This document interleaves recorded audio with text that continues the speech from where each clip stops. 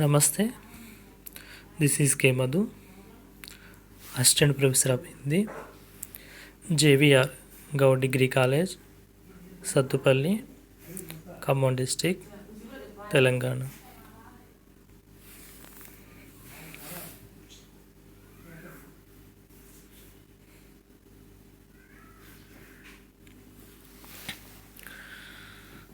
कोविड-19 महामारी के कारण तेलंगाना सरकार के CCE के आदेश अनुसार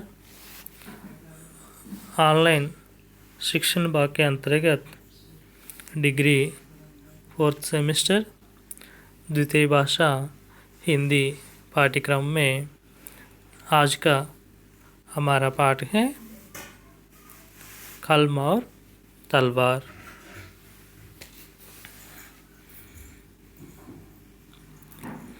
आज का हमारा पाठ है कलम और तलवार।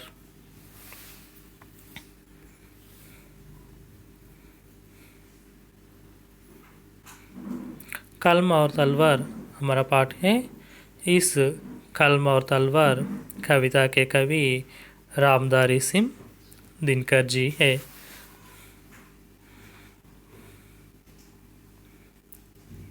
पाठ का नाम क्या है?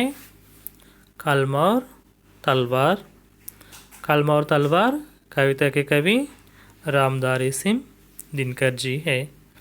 यह है रामधारी सिंह दिनकर जी का चित्र। एक बार इस चित्र को देखिए।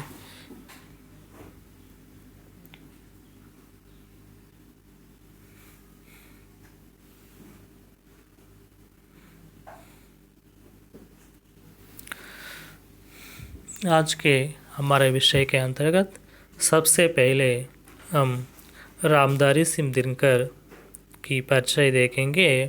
रामधारी सिंह दिनकर हिंदी के प्रमुख लेखक, कवि व निबंधकार थे। वे आधुनिक युग के श्रेष्ठ वीर रस के कवि के रूप में स्थापित है। दिनकर स्वतंत्रता पूर्व एक विद्रोही कवि के रूप में स्थापित हुए और स्वतंत्रता के बाद राष्ट्रकवि के नाम से जाने गए। वे छायावादोत्तर कवियों की पहली पीढ़ी के कवि थे। एक ओर उनकी कविताओं में ओज, विद्रोह, आक्रोश और क्रांति की पुकार है, तो दूसरी ओर कोमल श्रृंगारिक भावनाओं की अभिव्यक्ति है। इन्होंने दो प्रवृत्तियों का चरम उत्कर्ष हमें उनकी कुरुक्षेत्र और उर्वशी नामक कृतियों में मिलता है।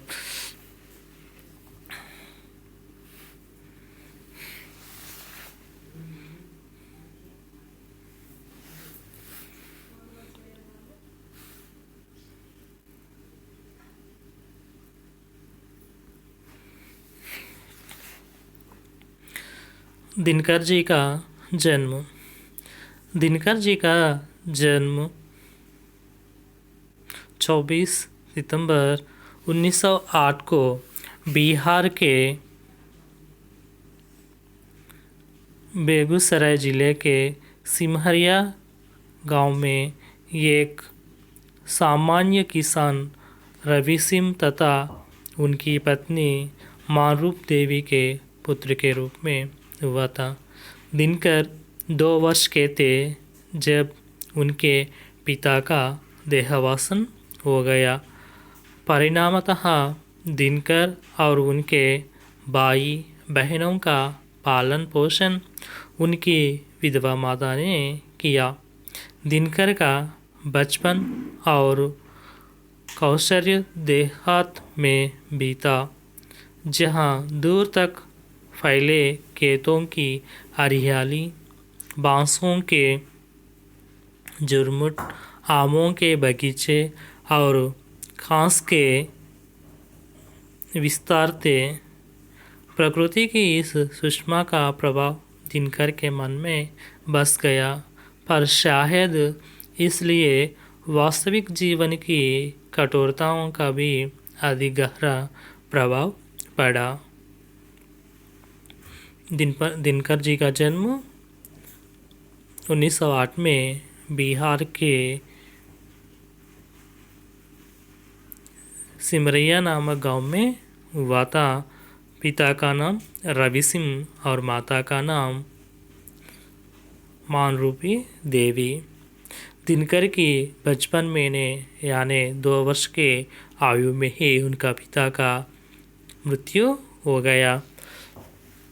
तब से उनकी माता ने ही दिनकर और उनके भाई बहनों को पालन पोषण किया।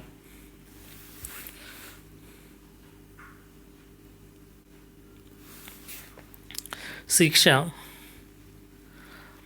संस्कृत के एक पंडित के पास अपनी प्रारंभिक शिक्षा प्रारंभ करते हुए दिनकर जी ने गांव के प्राथमिक विद्यालय से प्राथमिक शिक्षा प्राप्त की एवं निकटवर्ती बोरे नामक ग्राम में राष्ट्रीय मिडिल स्कूल, जो सरकारी शिक्षा व्यवस्था के विरोध में खोला गया था, उसमें प्रवेश प्राप्त किया। यहीं से इनके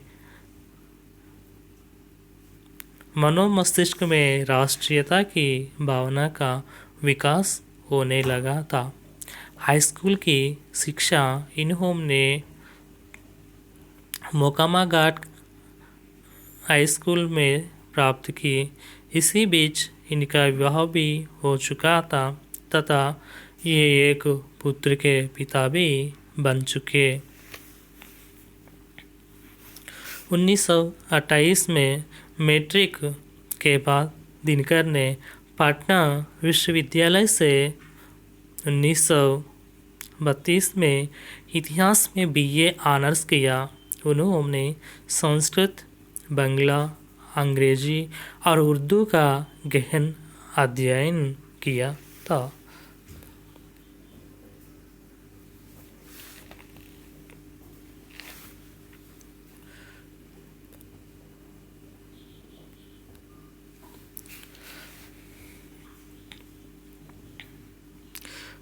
कृतियाँ। उन्होंने सामाजिक और आर्थिक समानता और शोषण के खिलाफ कविताओं की रचना की। ये एक प्रगतिवादी और मानववादी कवि के रूप में उन्होंने ऐतिहासिक पात्रों और घटनाओं को ओजस्वी और प्रखर शब्दों का थाना बना दिया। उनकी महारचनाओं में रश्मिरथी और परशुराम की प्रतीक्षा शामिल है। उर्वशी को छोड़कर दिनकर की अधिकतर रचनाएं वीर रस से ओतप्रोत है। भूषण के बाद उन्हें वीर रस का सर्वश्रेष्ठ कवि माना जाता है। ज्ञानपीठ से सम्मानित उनकी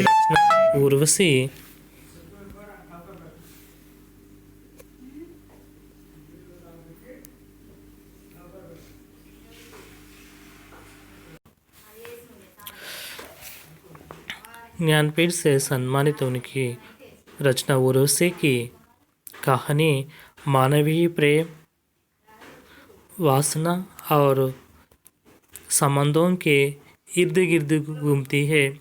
उर्वशी स्वर्ग परित्यक्त एक अप्सरा की कहानी है। वहीं दूसरे विश्व युद्ध के बाद लिखी।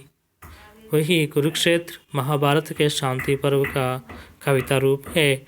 यह दूसरे विश्व युद्ध के बाद लिखी गई रचना है।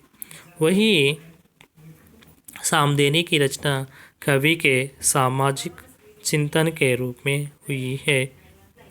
सांस्कृतिक, भाषाई और क्षेत्रीय विविधताओं के बावजूद भारत एक देश है, क्योंकि सारी विविधताओं के बाद भी हमारी सोच एक जैसी है।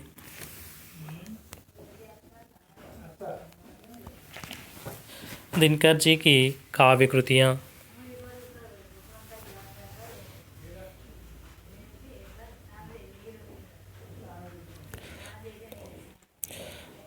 बारदोली, विजय संदेश, प्राणभंग, रेणुका, हुंकार, रसवंती, द्वंद्व गीत, कुरुक्षेत्र, धूप, चाह, सामदेनी, बापू, इतिहास के आंसू, धूप और दूहा, मिर्च का मजा,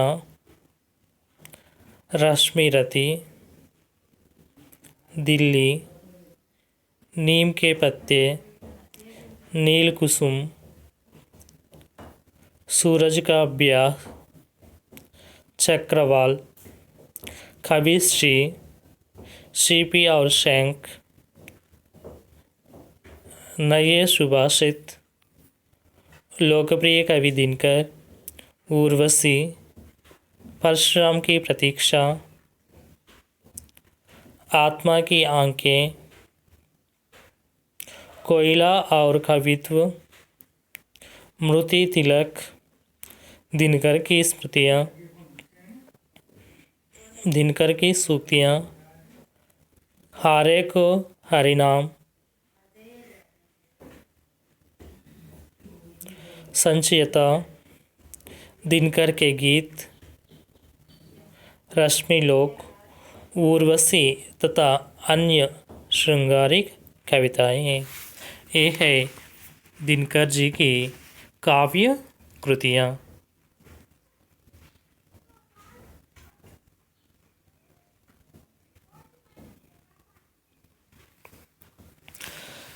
दिनकर जी की गद्य कृतियाँ: मिट्टी की ओर, चित्तौड़ का सका, अर्धनारीश्वर, रेती के फूल, हमारी सांस्कृतिक एकता, भारत की सांस्कृतिक कहानी, संस्कृति के 4 अध्याय,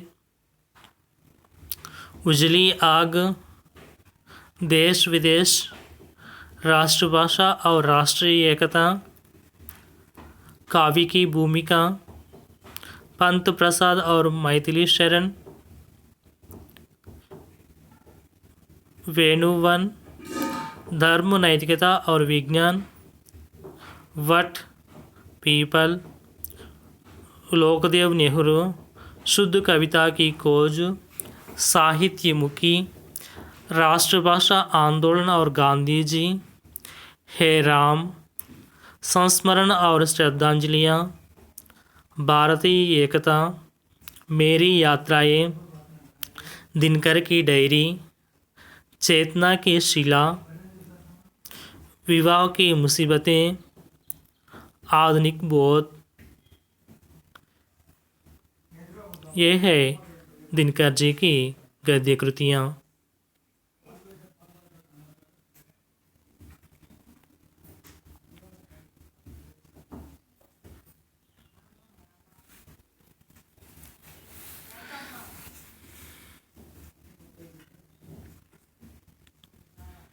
भाषा शैली: दिनकर जी की भाषा शैली बड़ी ही प्रभावपूर्ण है। सामान्यतः उनकी भाषा शैली में गुण दिखाई पड़ते हैं।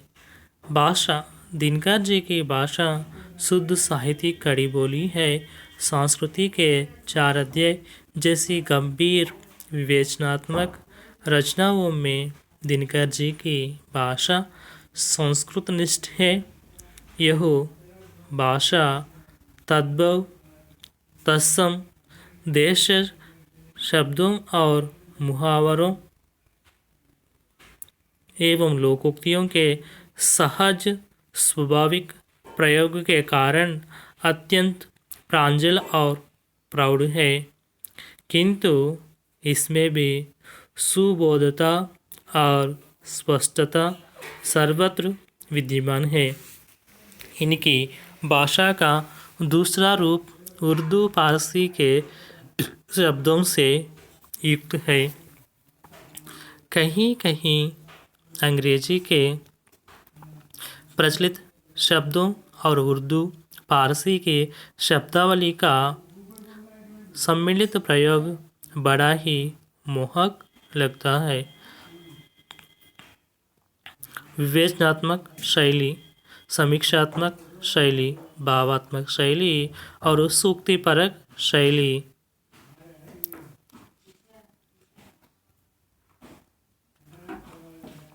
दिनकर जी आधुनिक कवियों की प्रथम पंक्ति में बैठने की अधिकारी है।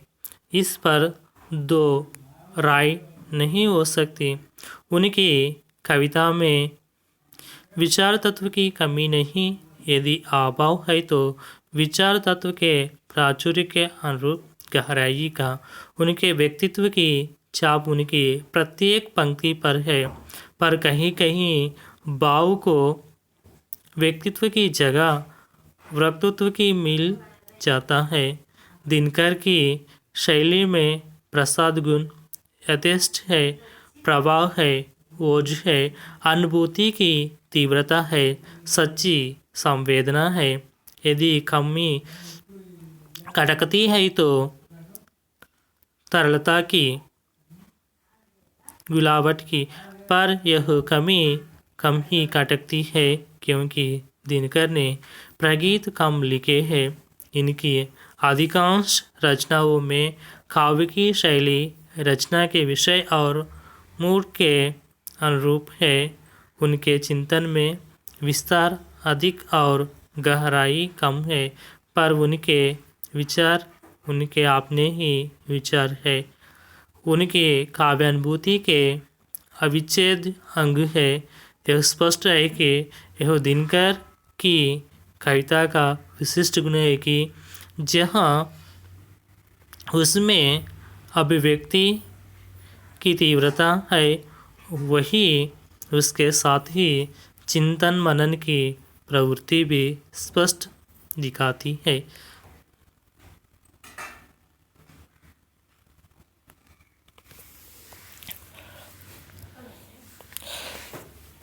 पद। दिनकर जी ने अपने जीवन काल में अनेक पदों को प्राप्त कर लिया है, उसके ठीक सर से निर्वाह किया है। उसके बारे में हम देखेंगे। बीए की परीक्षा उत्तीर्ण करने के बाद वे एक विद्यालय में अध्यापक हो गए।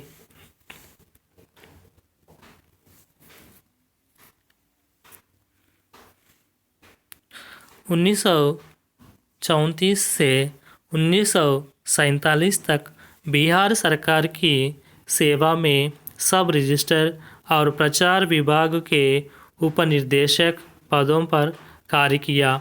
रेणुका और ओंकार की कुछ रचनाएं यहाँ वहाँ प्रकाश में आई और अंग्रेज प्रशासकों को समझते देर न लगी कि वे एक गलत आदमी को अपने तंत्र का अंग बना बैठे हैं और दिनकर की फाइल तैयार होगी। बात बना बैठ है कि और दिनकर की फाइल तैयार होने लगी। बात बात पर कंपियत तलब होती और चेतावनियाँ मिला करती थी। 4 वर्ष में 22 बार उनका तबादला किया गया। 1947 में देश स्वाधीन हुआ और वह बिहार विश्वविद्यालय में हिंदी के प्राध्यापक व विभागाध्यक्ष नियुक्त होकर मिर्जापुर पहुँचे। 1952 में जब भारत की प्रथम संसद का निर्माण हुआ तो उन्हें राज्यसभा का सदस्य चुना गया और वह दिल्ली आ गए। दिनकर 12 वर्ष तक संसद सदस्य रहे। बाद में उन्हें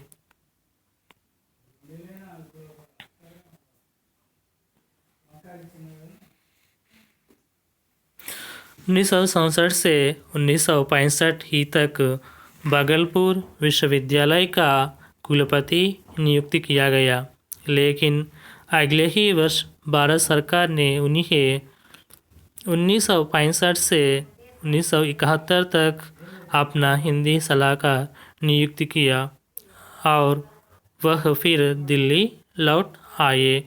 इस प्रकार उन्होंने अपने जीवन काल में अनेक पदों का निर्वहन किया।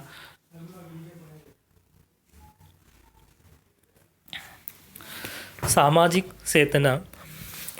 दिनकर की प्रगतिशीलता साम्यवादी लीग पर चलने की प्रक्रिया का साहित्यिक नाम नहीं, एक ऐसी सामाजिक चेतना का परिणाम है जो मूलतः भारतीय है और राष्ट्रीय भावना से परिचालित है।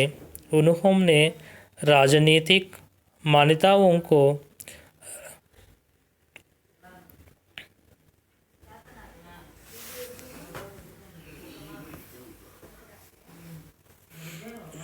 राजनीतिक मान्यता होने के कारण अपने काव्य की विषय नहीं बनाया, ना कभी राजनीतिक लक्ष्य सिद्ध को काव्य का उद्देश्य माना, पर उन्होंने निसंकोच राजनीतिक विषयों को उठाया और उनका प्रतिपादन किया, क्योंकि वे काव्यानुभूति की व्यापकता स्वीकार करते हैं। राजनीतिक दायित्वों, मान्यताओं और नीतियों का बोध सहज ही उनकी काव्यानुभूति के भीतर समा जाता है।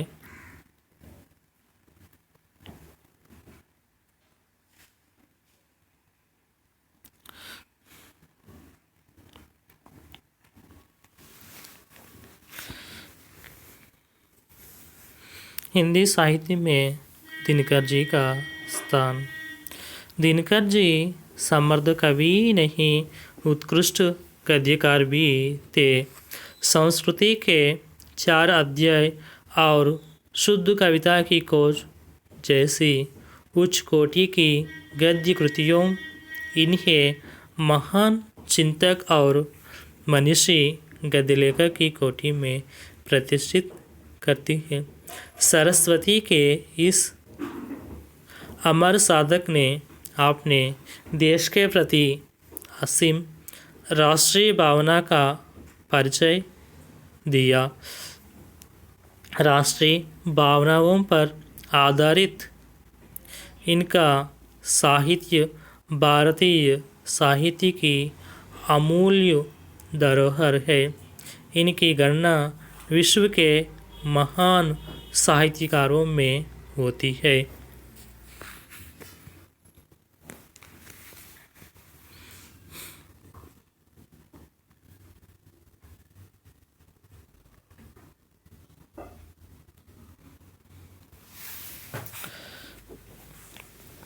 अब हम हमारे विषय के अंतर्गत जो दिनकर जी की जो रचना है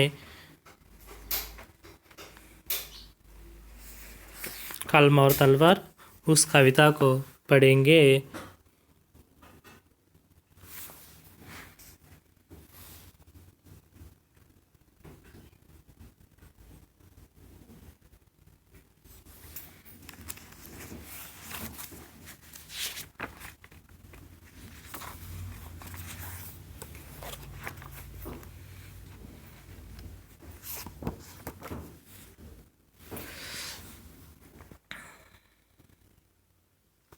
दो में से क्या तुम्हें चाहिए, कलम या कि तलवार? मन में ऊंचे भाव की, तन में शक्ति विजय अपार। दो में से क्या तुम्हें चाहिए, कलम या तलवार? मन में ऊंचे भाव की, तन में शक्ति विजय अपार। अंध कक्षा में बैठ रचोगे ऊंचे मीठे गान, या तलवार पकड़ जीतोगे बाहर का मैदान। अंध कक्षा में बैठ रचोगे ऊंचे मीठे गान, या तलवार पकड़ जीतोगे बाहर का मैदान। कलम देश की बड़ी शक्ति है, भाव जगाने वाली, दिल की नहीं दिमागों में भी आग लगाने वाली है। कलम देश की बड़ी शक्ति है, भाव जगाने वाली, दिल की नहीं दिमागों में भी आग लगाने वाली। फ़ायदा करती कलम विचारों के जलते अंगारे और प्रज्वलित प्राण देश क्या कभी मरेगा मारे। दो में से तुम्हें क्या चाहिए, कलम या तलवार? मन में ऊंचे भाव की या तन में शक्ति विजय अपार।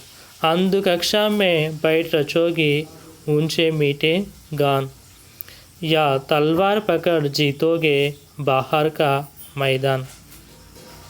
कलम देश की बड़ी शक्ति है, भाव जगाने वाली, दिल की नहीं दिमागों में भी आग लगाने वाली।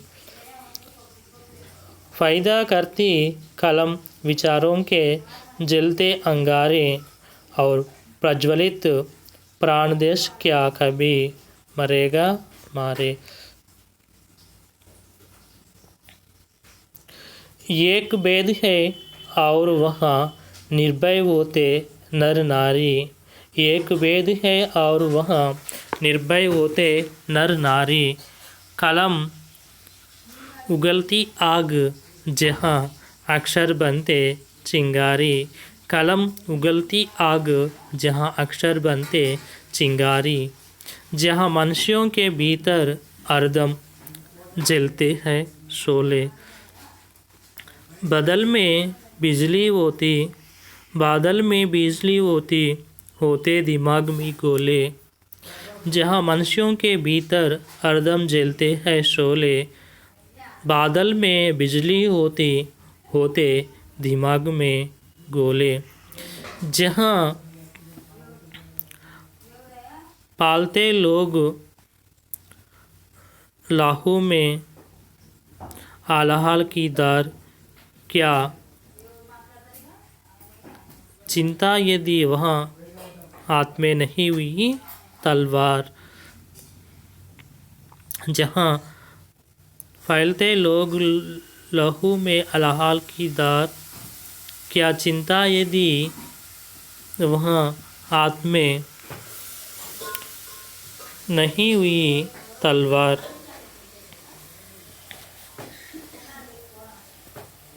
यह है रामधारी सिंह दिनकर की कलम और तलवार कविता। दो में से क्या चाहिए, दो में से क्या तुम्हें चाहिए, कलम या की तलवार? मन में ऊंचे भाव की, तन में शक्ति विजय अपर।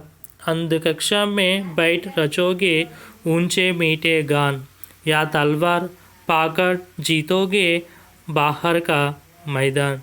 कलम देश की बड़ी शक्ति है, भाव जगाने वाली, दिल की नहीं दिमागों में भी आग लगाने वाली। फ़ायदा करती कलम विचारों के जलते अंगारे और प्रज्वलित प्राणदेश क्या कभी मरेगा मारे। एक भेद है और वहाँ निर्भय होते नर नारी।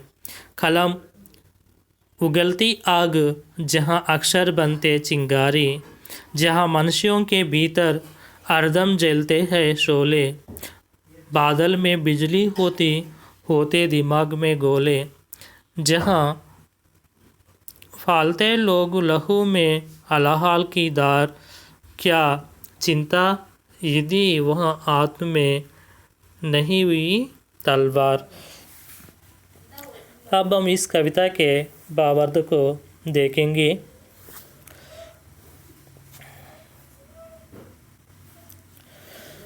कवि जनता को संबोधित करते हुए कह रहे हैं कि क्या तुम्हें कलम या तलवार चाहिए। कवि जनता को संबोधित करते हुए कह रहे हैं कि क्या तुम्हें कलम चाहिए या तलवार। यदि मन में उन्नत भाव आए तो समाज के सामने व्यक्त करने के लिए कलम चाहिए।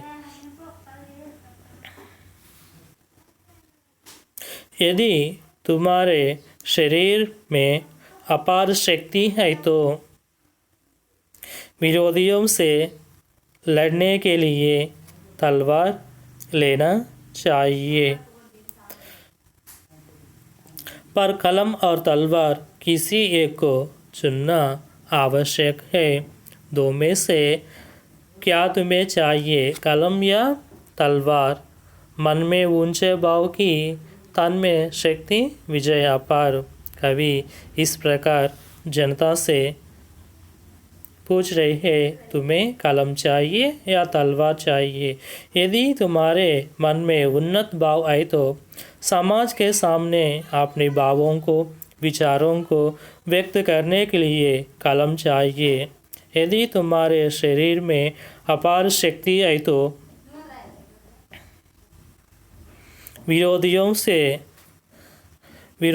विदेशी आक्रमण से देश को रक्षा करने के लिए तलवार लेना चाहिए, पर कलम और तलवार किसी एक को चुनना आवश्यक है। अंध कक्षा में बैठकर रचोगे ऊंचे मीठे गान, या तलवार पकड़ जीतोगे बाहर का मैदान। यहाँ पर अंध कक्षा में बैठकर देश के ऊपर मीठे गाना लिखोगे या तलवार लेकर मैदान में सबके साथ लड़ोगे। ज्ञान का दीप जलाकर सारे हृदयों में चेतना लाओगे या तलवार लेकर सबकी रक्षा करोगे। इस प्रकार कवि जनता से पूछ रहे हैं। कलम देश की बड़ी शक्ति है, भाव जगाने वाली, दिल की नहीं दिमागों में भी आग लगाने वाली। इस प्रकार कवि कह रहे हैं कि कलम देश के लिए महान शक्ति है, क्योंकि इस कलम के द्वारा जनता में भाव जगा सकते हैं। यह कलम सब में विचार पैदा करके सब में चेतना के अंगारे उत्पन्न करती है।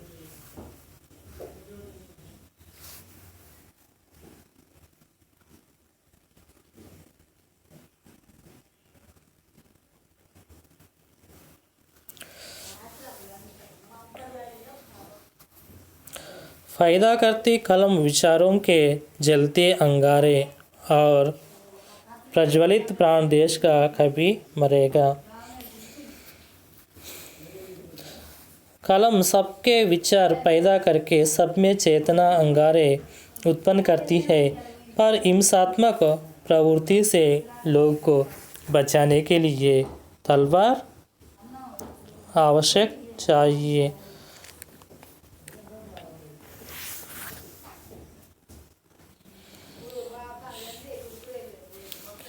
एक वेद है और वहाँ निर्भय होते नर नारी, कलम उगलती आग जहाँ अक्षर बनते चिंगारी।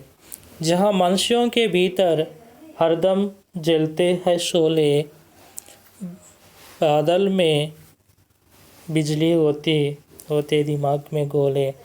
यहाँ पर एक रहस्य छिपी हुई है कि कलम के द्वारा आग उत्पन्न होकर अक्षर चिंगारियाँ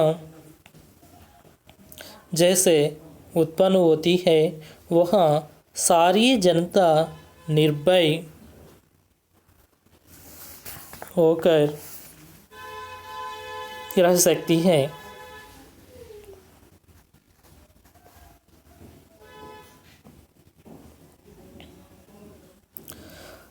जहाँ मनुष्यों के भीतर हमेशा शोले जलते रहते हैं, बाहों में बिजली जैसे शक्ति होती है,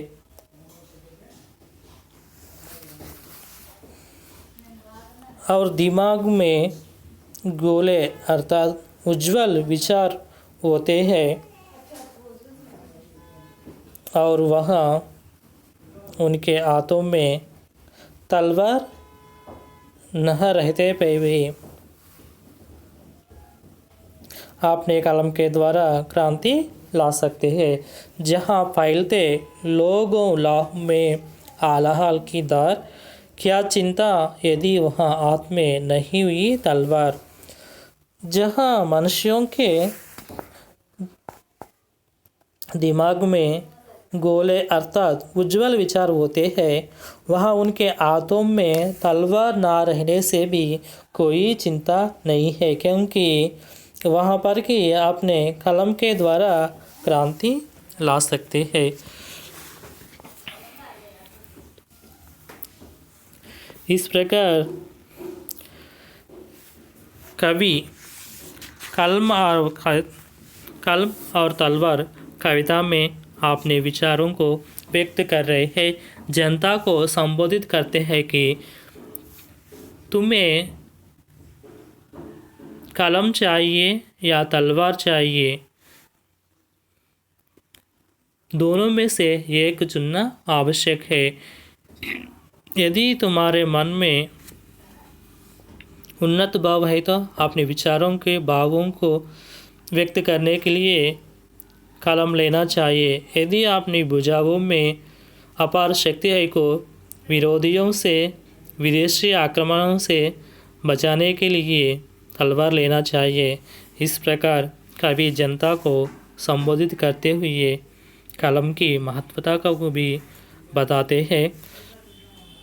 इस प्रकार कवि चाहिए या तलवार कलम या तलवार किसी के द्वारा तत्कालीन देश की स्थिति में अवश्य परिवर्तन लाना चाहते हैं। यह है कलम और तलवार कविता और इसका भावार्थ। यहाँ से आज का हमारा जो विषय है कलम और तलवार कविता पूरा हो गया है। इस पाठ के अंतर्गत हम सबसे पहले कलम और तलवार कविता के कवि के बारे में, उसके जीवन परिचय के बारे में देख चुके हैं। बाद में कविता पाठ पढ़े हैं, उसका भावार्थ भी पढ़ चुके हैं। परीक्षा की दृष्टि से इसमें से कविता की पंक्तियाँ देकर संदर्भ सहित वाक्य लिखने के लिए भी पूछा जा सकता है, या कलम और तलवार कविता के सारांश लिखने के भी पूछा जा सकता है। और रचनाकारों के संक्षिप्त परिचय के अंतर्गत राष्ट्रकवि दिनकर जी का संक्षिप्त परिचय लिखने के लिए भी पूछा जा सकता है। इन सभी विषयों को ध्यान में रखकर इस पाठ को ध्यान से पढ़ लीजिए। जब भी आपको मौका मिले तब इस पाठ की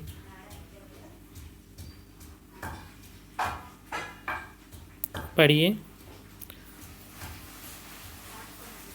तब तक घर में ही रहिए, बाहर मत जाइए। फिर हम अगले कक्षा में मिलेंगे। धन्यवाद। Stay home, stay safe.